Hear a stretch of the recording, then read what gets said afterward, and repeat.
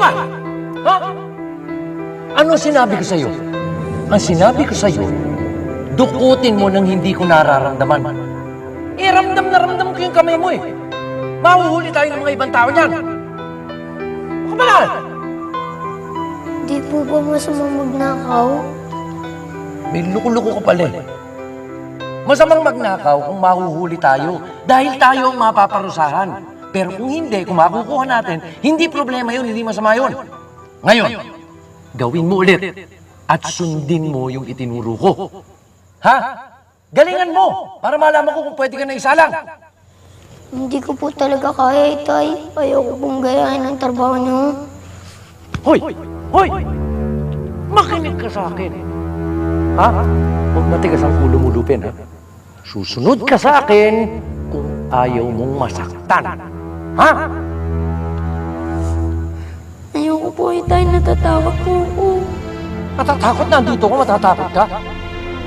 Alin na mas gusto mo? Takot ka o gusto mo masaktan, ha? Gusto mo masaktan?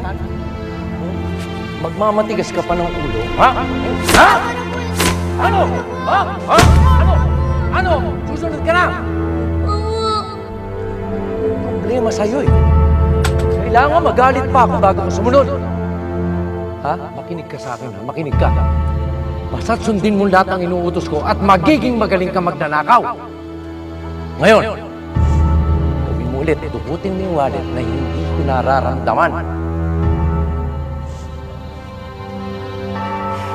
Sige.